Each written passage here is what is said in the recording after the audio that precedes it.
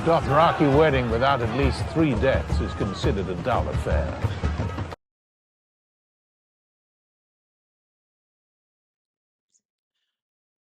All right, let's talk a little bit about moral relativism versus moral universalism. I'm going to focus mostly on the challenge of moral relativism here and then come back to moral universalism mostly at the end.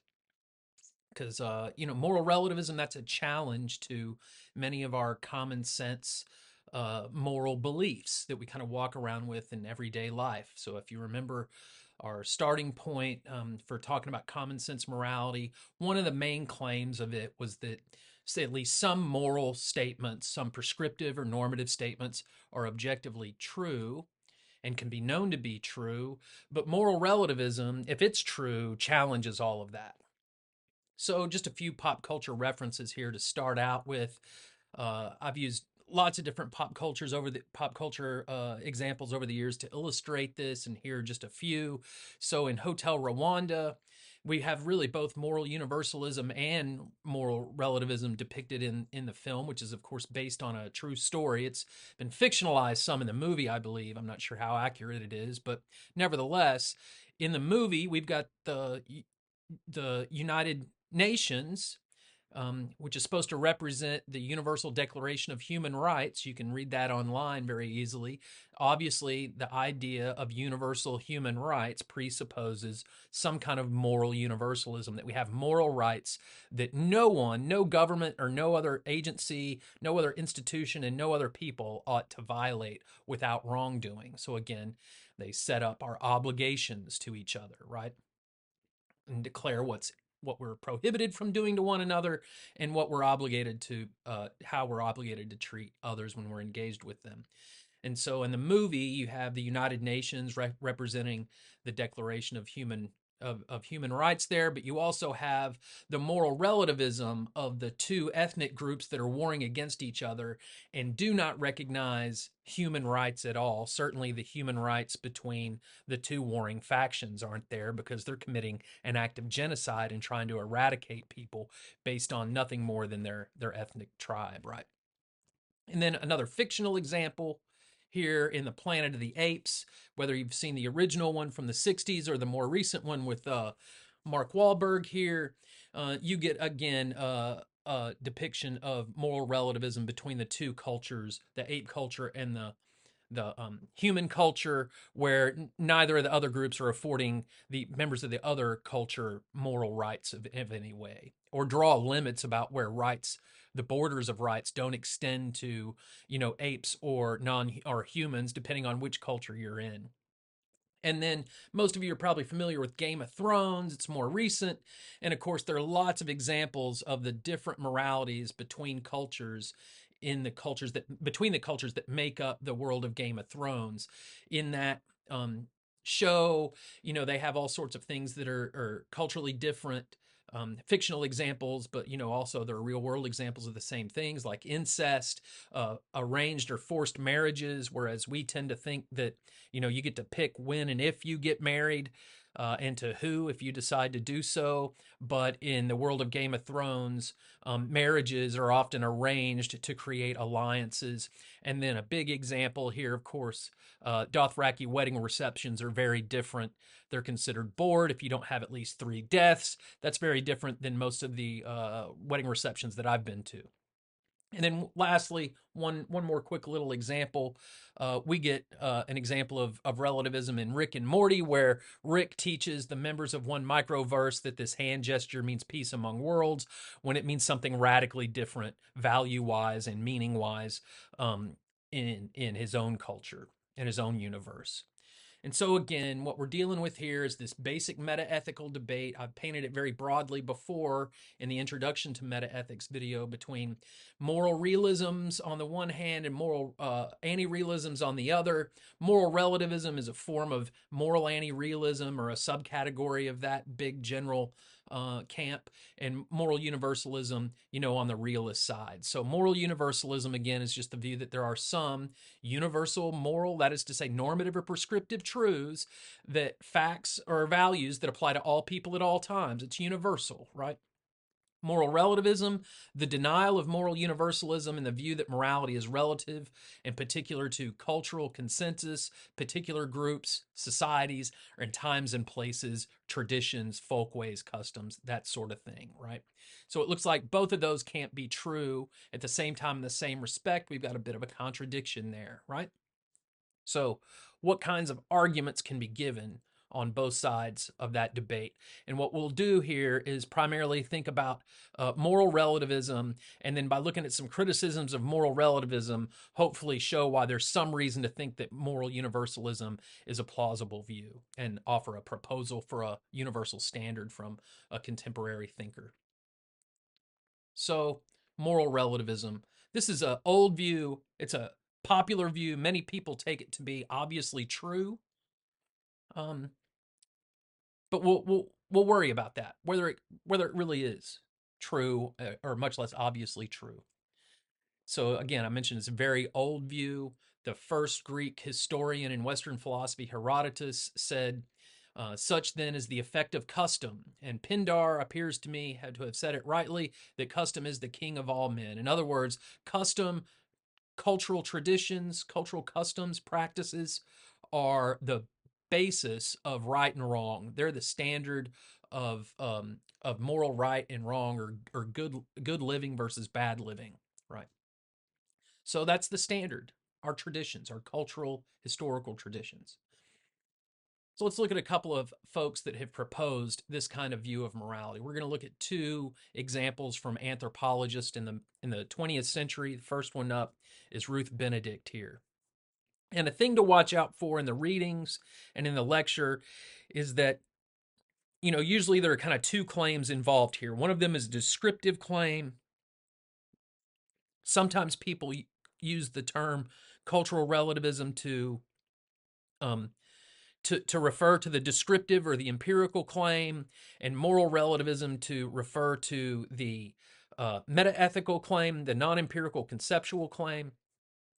But you just have to pay attention to how those terms have been defined and used in the particular readings. Um, the basic distinction is between a prescriptive, a metaethical claim that denies that there are any universal prescriptive or normative claims, and an empirical claim about cultural differences, right? And so again, a descriptive versus a metaethical claim, and then a prescriptive claim. We got to worry about the differences between those and try to keep those straight. And again, sometimes people will use the phrases slightly differently in their particular work, so you just have to watch out for that. So here's a little bit from Benedict. Again, she was an anthropologist, and she says, in the higher cultures, this comes from a work called Anthropology and the Abnormal, and that Benedict wrote, and she says she says in there, the higher cultures, the standardization of custom and belief over a couple of continents has given a false sense of inevitability of a particular forms that have gained currency, and the need to turn to a wider survey in order to check the conclusion we hastily base upon this near universality of familiar customs. Most of the simpler cultures did not gain wide currency of the one which out of our experience we identify with human nature. But this was for various historical reasons, and certainly not for any that give us, as its carriers, a monopoly on social good or social sanity. Modern civilization, from this point of view, becomes not a necessary pinnacle of human achievement, but one entry in a long series of possible adjustments. So the first part of that quotation, she's basically saying, look, we've viewed a few continents and a few cultures on those continents. They seem to share some stuff. And then from that data set, we've drawn this near universal conclusion. So she's basically charging us with a hasty generalization there, right? So to remember our informal fallacies. Then a little bit more from Benedict. She says, one of the problems relates to the customary modern normal abnormal categories. The right and wrong, normal, abnormal, right? And our conclusions regarding them. In how far are such categories culturally determined, or in how far can we, with assurance, regard them as absolute? In how far can we regard inability to function socially as diagnostic of abnormality, or in how far is it necessary to regard it as a function of culture? So she's raising those questions there. And then she gives a couple of radical examples of cultural differences about about moral practices and the values that they have, or cultural practices and the moral values associated with them. And she talks about black magic. If a person in our culture started walking around sincerely trying to put hexes on people, we'd probably look at them as if they were insane, that something was wrong with them. And head hunting, which is not a practice that we would condone at all, really, right? So you should think to yourself, and it's probably ready at hand examples that you can think of cultural differences that seem to reflect differences in morality. For example, in the Middle East, women weren't allowed to drive for a very long time. They have to wear certain outfits, or it's considered immoral or immodest, right? So again, radical differences. In some cultures, they still practice marriages that are arranged in ways, all the way from arranged marriages to forced marriages. And again, it's a pretty big difference from us. Most Western societies, we have think about individual rights, and that it's up to us to decide for ourselves whether we marry or don't marry, and who we marry if we decide to. And so Benedict points out that these illustrations, which has been possible to indicate only in the briefest manner, force upon us the fact that normality is culturally defined. An adult shaped into the drives and standards of either of these cultures, headhunting culture, non-headhunting culture, if he were transported into our civilization, would fall into categories of abnormality. In other words, we would think that they are acting wrongly. They're acting abnormally. They're acting incorrectly, morally incorrectly. Then she goes on to talk about moral judgments here, moral truths, that right. So at this point, it's been made more often in relation to ethics than in relation to psychiatry. We do not any longer make the mistake of deriving morality of our own locality and decade directly from the inevitable constitution of human nature. We do not elevate it to the dignity of a first principle. We recognize that morality differs in every society and is a convenient term for socially approved habits. So that's the content, the mores of your culture are then the content of morality. That's what defines moral right and wrong, the content of it. Mankind, she says, has always preferred to say it is morally good rather than it is habitual. And the fact that this preference is matter enough for a critical science of ethics. But historically, the two phrases are synonymous. They're the same. So it's habitual, it's traditional, equals, it's right. And it's not habitual. It's different than the way we typically do things. So it's morally wrong. Right. So there's a little bit from Benedict. And now let's look at another 20th century anthropologist, William Graham Sumner. His book Folkways from the early 20th century, 1906, also depicts this view of morality. And so notice that these are anthropologists. They observe cultures and are engaged in an empirical inquiry there. And on the basis of their empirical inquiry, drawing the conclusion, the meta-ethical conclusion, the conceptual conclusion that there are no moral universal truths, right? And again, when I mean moral there, I mean not I mean not meta-ethical truths, but normative truths, right? So the idea here is that meta-ethics, again, is about the status of those normative claims, right? So moral relativists aren't claiming that meta-ethical claims can't be objectively true or false or universal. They're claiming that prescriptive claims aren't universal, or normative claims aren't universal. So an important difference to keep in mind there, especially when it comes to analyzing these arguments a little bit later. So a little bit from William Graham Sumner. You'll notice similarities between he and Benedict's points as well here. So the folk ways, right, the traditions, are the right ways to satisfy interest because they are traditional and exist in fact. They extend over the whole life. There's a right way to catch game, to win a wife, to make oneself appear, to cure disease, to honor ghosts, to treat comrades or strangers, to behave when a child is born, on the warpath, in council, and so on in all cases which arise. They're defined on the negative side, that is by taboos. So a taboo is something that you're just not supposed to do, right, culturally. The right way, the right way is that which the ancestors used and which has been handed down. The tradition is its own warrant. It's not held to subject. It's not held subject to verification by experience. So tradition is its own authority, right? It's a joke that I sometimes make here. I didn't come up with it, but tradition is peer pressure by dead people, right? the basic idea there.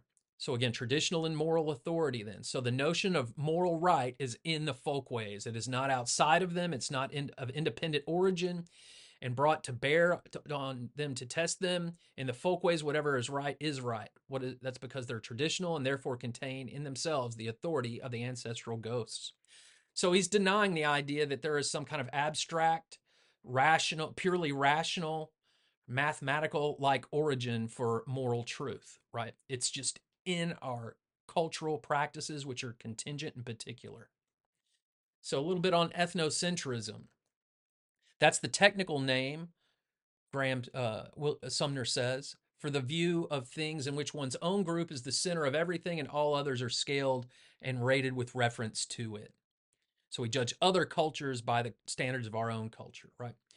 When, therefore, ethnographers or anthropologists he's talking to here, right? He's talking about when they apply judgments, condemnatory or deprecatory adjectives, negative judgments to people they study, they beg the most important question that we want to investigate. That is, what are the standards, codes, and ideas of chastity, decency, propriety, modesty, etc., and whence do they arise? So he's warning against just making prejudiced judgments based on your own culture's standards about the practices of other cultures that they want to investigate impartially. So he's warning against making that. He's warning against cultural prejudice evaluations of other cultures there. And then he says immoral, so impermissibility, moral wrongness, he says, never means anything but contrary to the mores of time and place. Therefore, the mores and the morality may move together. And there's no permanent or universal standard by which right and truth in regard to these matters can be established and different folkways compared and criticized. So there's no ideal standpoint, ideal observer standpoint, or some impartial standpoint from which we can judge, stand back from, and evaluate impartially different cultures. That's what's being claimed there. And so to wrap up a little bit, let's kind of summarize some of the main claims of cultural and moral relativism out of here. And again, what we're worried about here is both the descriptive claim that different cultures have different moral codes. Sometimes people will call that the diversity thesis or the cultural relativism thesis, but it's what's important here is not the label, it's that it's a descriptive claim, that whatever other labels are used, that it's a descriptive claim, an empirical claim, that different cultures have different moral codes, right? So then another key point of moral relativism is that there's no universal standard to say one society's code is better than another's. Our society's code isn't special. It's just one of the various possibilities, right? So that's implying that there's moral equivalence between different cultures, that they're the same, morally speaking. No one's better or no culture is better or worse than any other. Then if this is the correct view, then what counts as moral right simply depends on the moral code of your culture, and you can consult the cultural consensus to determine whether you've acted rightly or wrongly. And then it's ethnocentric to judge other cultures by our standards, right? Instead, we should practice tolerance and respect for these other practices. Often, again, one of the things that's often wrapped up with moral relativism is this idea of tolerance. So we'll have to worry about that as well. So there we get a little bit of discussion of moral relativism. We got kind of two thinkers there to represent that view for us here. And next, we'll take a look at some objections to moral. Actually, we're not going to look at objections first. We're going to formalize a couple of arguments for moral relativism here. So that's the next part of the lecture.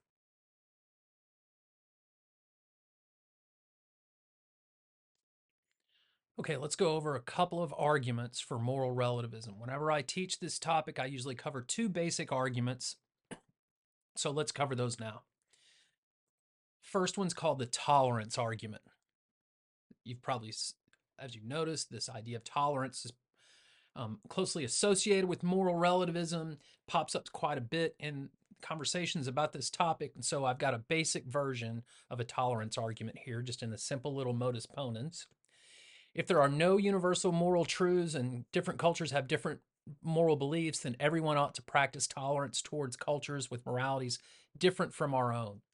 There's no universal there's no moral universal truths, and different cultures have different moral beliefs. Thus, everyone ought to practice tolerance towards cultures with moralities different from their own. So, there's a basic version of the tolerance argument.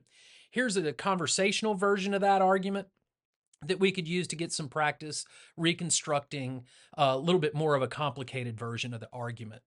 Um, so here I have people who are convinced of the truth of their own moral beliefs have committed horrible atrocities in the name of morality, which they accept to be universally true and unassailable.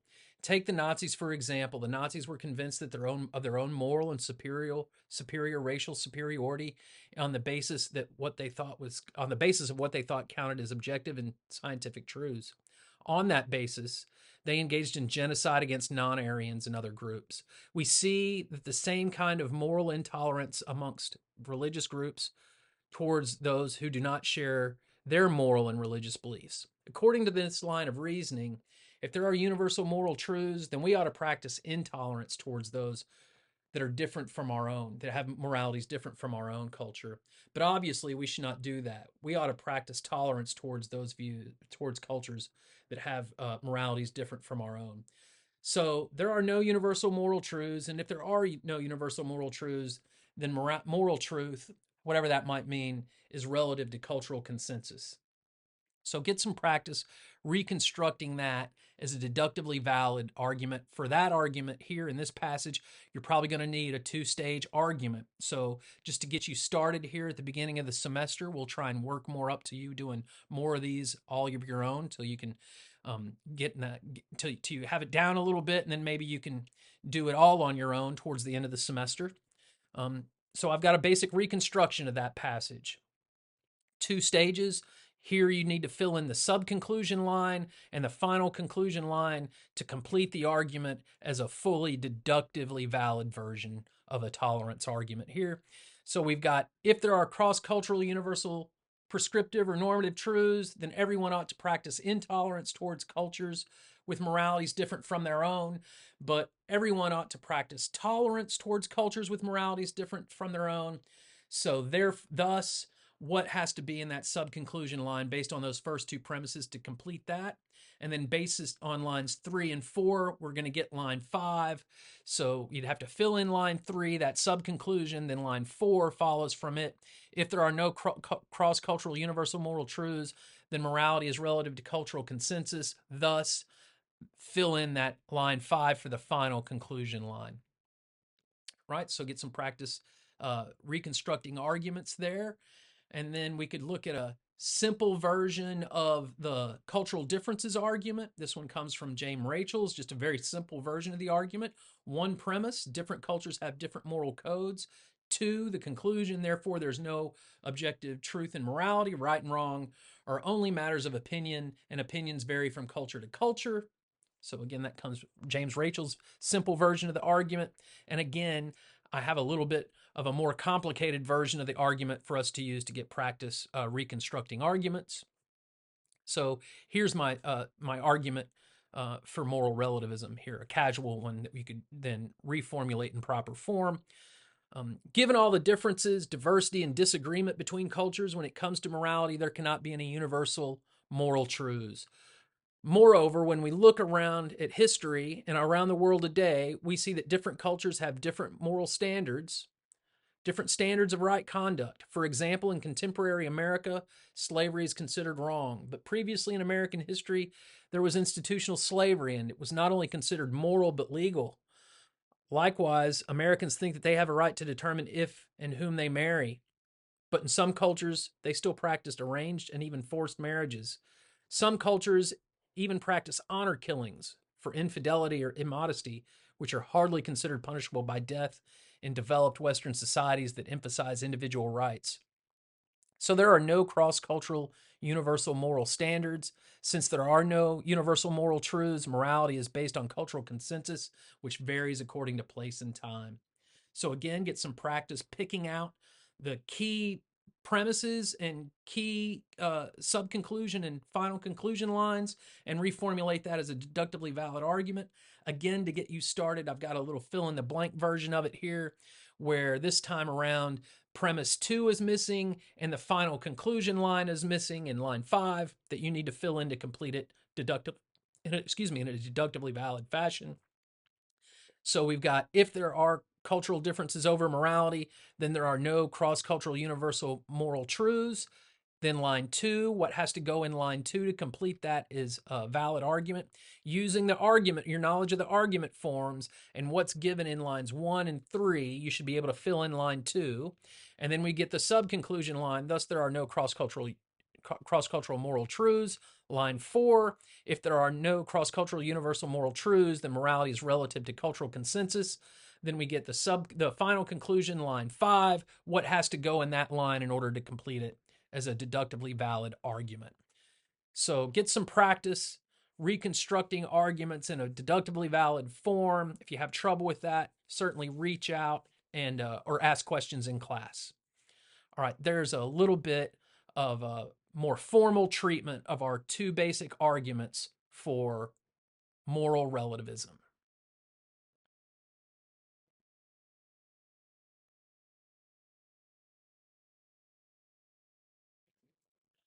All right, let's take a look at some criticisms of moral relativism, not only of moral relativism in general, but also of specific arguments. So we've already covered in the section earlier in the semester on testing moral theories, we've already introduced these ideas, these potential problems, counterintuitive implications of views, where you assume that the view is true and then show that it has some problematic implication that might lead us to want to reject that argument based on it conflicting with some deeply held and rationally justifiable moral truth, or a logical consequence that creates a problem, a fallacy, all those sorts of things.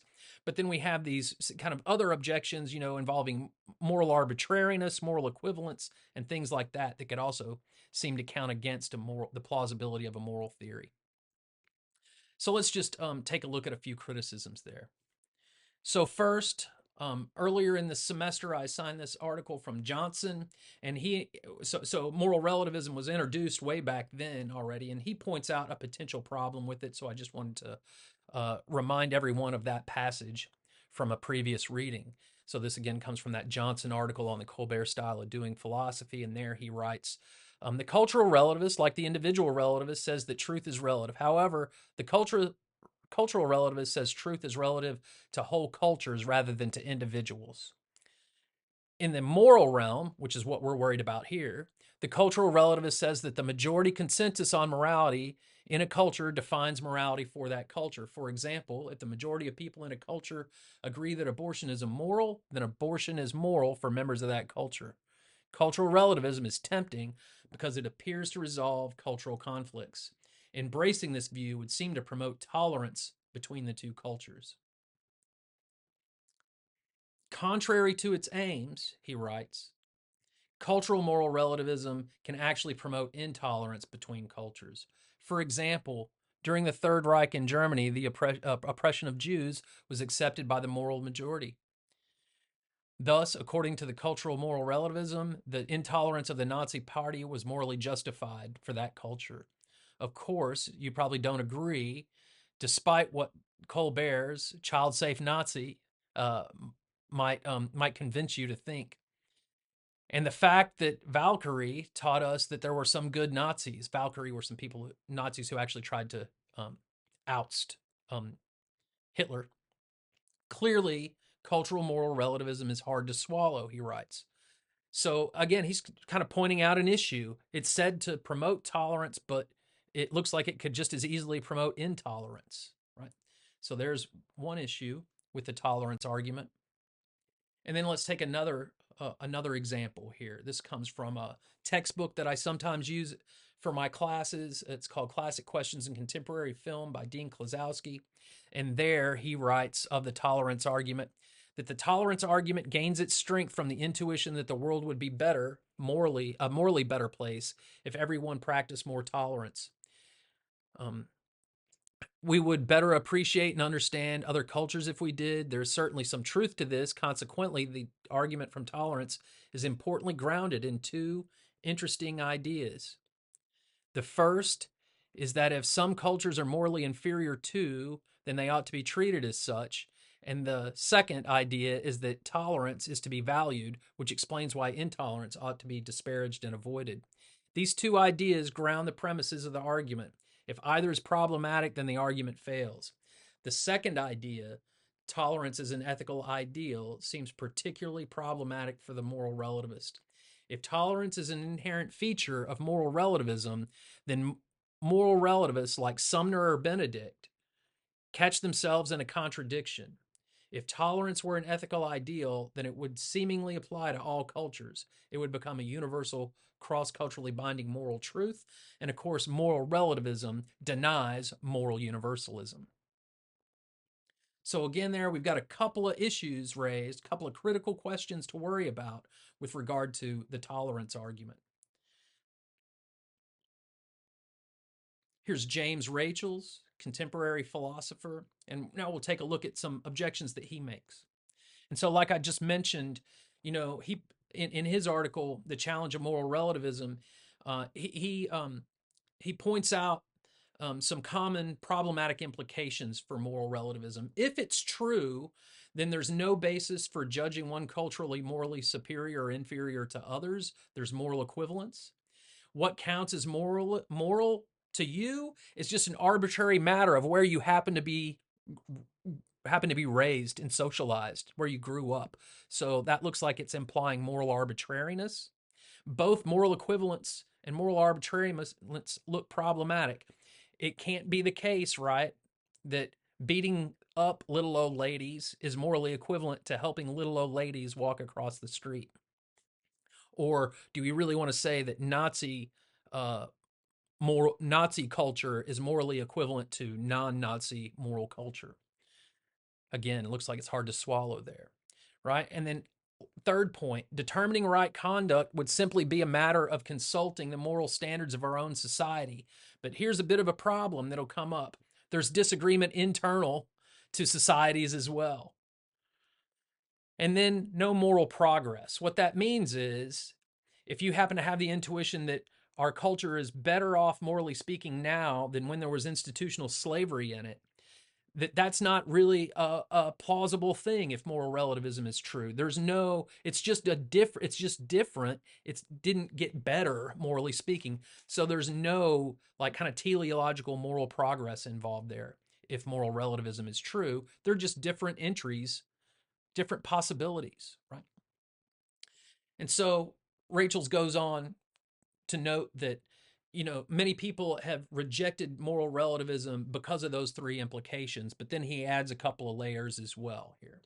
So he says relativism, as has been called, challenges our ordinary belief in the objectivity and universality of moral truth, right? So again, I mentioned this at the outset, that claim seems to be wrapped up in lots of accounts of common sense morality. We walk around talking about our moral beliefs as if they were objective or universally true in many cases.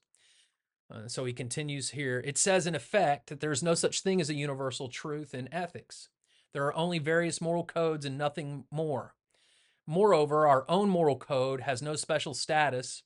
It's merely one among many. And so then Rachel's gives a very simple version of the cultural differences argument, just a two line argument, one premise and a conclusion. Different cultures have different moral codes. There's our descriptive or empirical claim again. Therefore, there are no objective or universal moralities. Right and wrong are merely opinions that vary from culture to culture. There's our meta-ethical claim, our conceptual claim. And so then Rachel's is going to challenge the cultural differences argument here. So we've already worried about the tolerance argument and some specific criticisms of it that seem to show that it's contradictory. And here we're going to worry about a major premise, major idea of the cultural differences argument. He says the general point is this: many factors work to produce the customs of a society. The society's values are only one of them. Other matters, such as the religious and factual beliefs held by its members and the physical circumstances which they must live, are also important. We cannot conclude, then, that merely because customs differ, that there is disagreement about values. The differences in customs may be attributable to some other aspect of social life. Thus, there may be less disagreement about values than there appears. So, what he's doing is he's challenging those anthropologists like Sumner and Benedict. He's challenging their interpretation of the data, right? He wants to show, as he points out in that article, that the evidence that anthropologists point to could be misleading there. Then another criticism, this time from a different work, not Rachel's, but Klosowski again, um, challenging the difference, the cultural differences argument. And whereas Rachel's just challenges the empirical claim that there really is widespread differences, Klosowski here is challenging the inference from the descriptive claim to the meta-ethical claim. So that if-then in the argument. He says the cultural differences argument moves from the truth of cultural relativism, which he uses that term to refer to the descriptive claim that different cultures have different moral codes, to the truth of moral relativism. That's our meta-ethical claim that denies moral universalism and claims that all moral truths, if we could still speak of truths, are relative to particular cultures, cultural consensus. Right? So again, a descriptive claim about different cultures have different moral codes. That seems to be the case when we look around. It is said to imply the truth of that meta-ethical claim.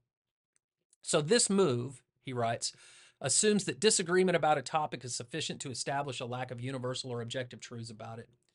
This is supposed to hold for any topic that it allegedly does as foundation to the cultural differences argument.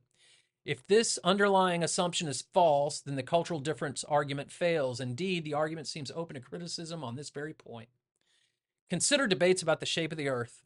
Throughout the time, some cultures have believed it to be flat, others have held that it's perfectly spherical, and still others believed it's spherical but not perfectly so. Even today, there's some debate about this from the Flat Earth Society. You can find them online. However, it seems completely fantastical to hold that the result of this disagreement, there is no objective truth about the shape of the earth that applies universally to all cultures. Thus, there is one counterexample to the assumption that disagreement about a topic entails a lack of objective truth about it. Whether it's morality, scientific claims, or anything, we could call that just the disagreement thesis, where the mere fact of disagreement implies non-universality or non-objectivity in regard to whatever subject matter we're worried about. Then he continues here. Admittedly, the shape of the earth is an empirical issue which spurs some students to wonder whether the cultural differences argument has been critiqued unfairly. The relevant debate is not about empirical matters like the shape of the earth, but ethical truth, which it clearly seems to be non-empirical. Yet the assumption about the logic of disagreement holds. This is a point about deductive logic. So in successfully critiquing the underlying assumption, it does indeed deductively follow that the cultural differences argument fails. So regardless of the content of the specific argument, if that disagreement assumption, disagreement about X, the mere fact of disagreement about X, whatever X subject matter is, implies non-objectivity, non-universality about X. Well, as we all know, disagreement can be rooted in lots of things that are non-rational. Everything from cultural prejudices to personal prejudices or cognitive biases or a lack of information, even among good-willed people.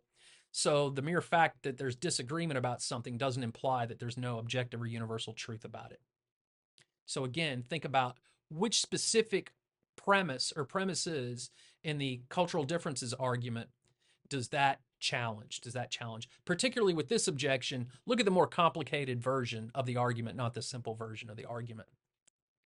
Then let's pull in a few ideas from two other thinkers. First, Mary Midgley, who passed away in 2018. She also challenged moral relativism in her essay, Trying Out One's Sword, where she criticizes the assumption, or what she takes to be a key assumption of moral relativism, namely that cultures are isolated wholes, which tends to be more rare than the norm.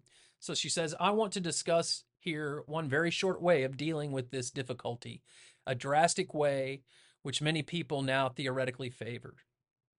It consists in simply denying that we can ever understand any culture except our own well enough to make moral judgments about it. Those who condemn this hold that the world is sharply divided into separate societies, sealed units, each with its own system of thought. They feel that the respect and tolerance due for one system to another forbids us to ever take up a critical position on another culture. Moral judgment, they suggest, is a kind of coinage valid only for its country of origin. I call this position moral isolationism, and I suggest that this position is certainly not forced upon us by reason, and indeed it makes no sense at all. She goes on in that essay to point out that if disagreement between cultures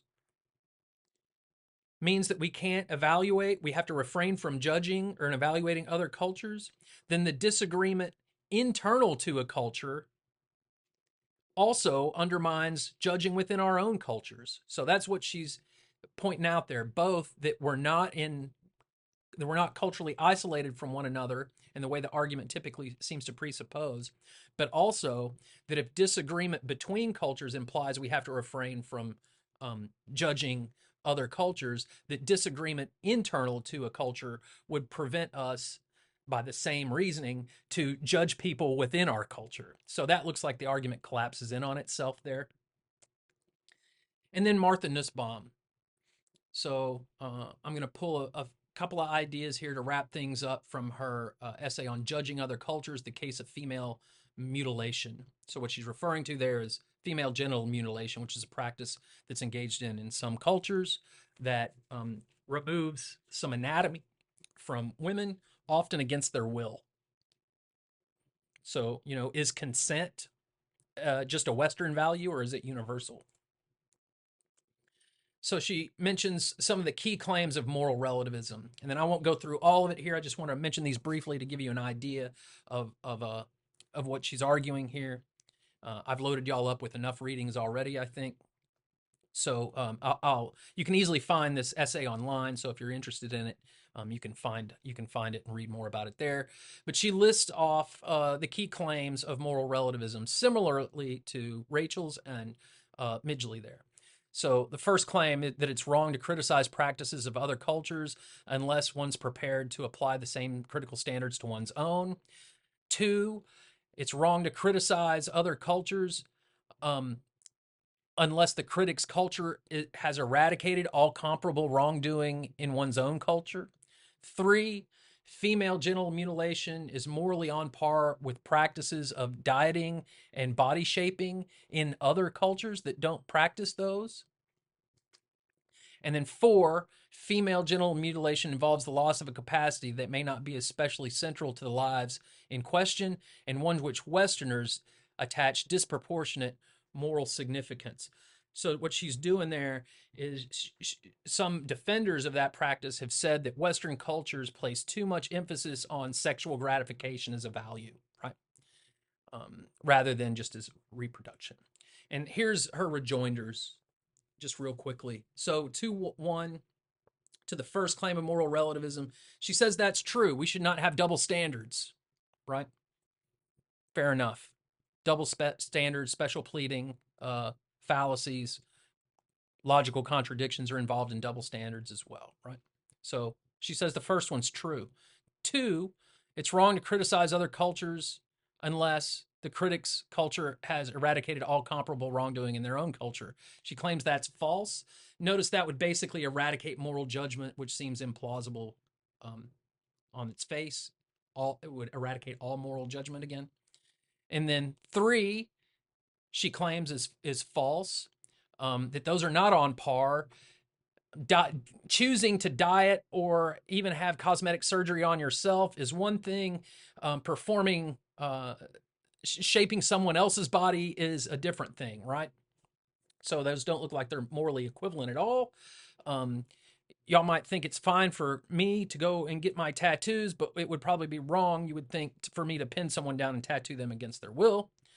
And then she says of the fourth claim that it's half true. She recognizes that maybe in some Western cultures we do place too much of a premium on sexual gratification as a pleasure, but that she still doesn't think that is a reason to think that female genital mutilation is on par or is morally acceptable practice. So she uses that as a test limit for moral relativism, um, or at least some proponents of it. It's not uncommon at all to have students who will want to promote or say that we've got to be tolerant of other cultures and shouldn't judge them. But as soon as you point out that some cultures are eradicating people, they tend to want to say, well, that would be wrong. So if that's the case, then they've got an internal contradiction there. So, to summarize our key criticisms here, we've got counterintuitive implications such as moral relevance, moral arbitrariness, and no moral progress.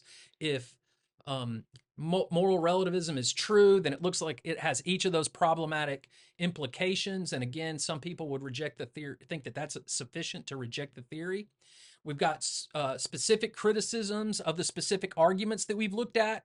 So the tolerance argument seems to be self-contradictory. The cultural differences argument seems to face both an empirical problem that maybe there's not so much disagreement after all, as well as an inferential or logical problem with that move from the descriptive claim to the meta-ethical claim. And then again, the challenging the idea that cultures are isolated monolithic wholes, which gets to our idea of how we're going to define cultures in the first place. And then lastly, it's not like we don't learn any lessons from moral relativism, even if it's false, which it certainly looks like, at least on the basis of what we've seen. It looks like it's in trouble here. Nevertheless, it's well taken that we should not be prejudging other cultures and that we should have at least a sufficiently open mind to learn about them before we pass judgment on them. So, avoiding ethnocentrism is certainly seems like a reasonable lesson to draw from moral relativism, even if it has some problems. All right. To wrap up this lecture, let's take a look at Rachel's proposal for a universal moral standard. We've seen him criticize uh, moral relativism on the grounds that there's less disagreement than there appears to be. We've also seen some other potential criticisms of it, the counterintuitive implications. So he does offer a proposal for a universal moral standard in that article as well. So let's take a look at that to wrap things up here. We've looked at these challenges. We've looked at the challenge of moral relativism, how it calls into question our ordinary belief in moral universals. We've seen that moral relativism arguments, at least the two that we've looked at, run into some problems.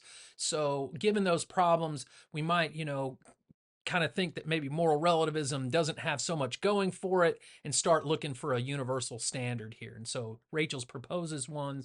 Here it is. He says, in fact, this is a standard that might reasonably be used in thinking about any social practice whatsoever.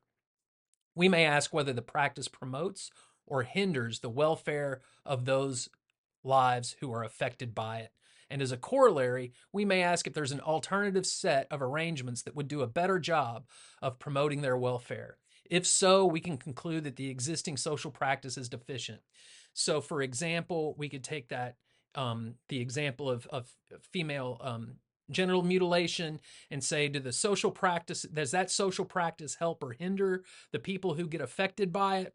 And then is there an alternative arrangement that might help them more, right? That might be better suited to everyone's welfare that are affected by that practice.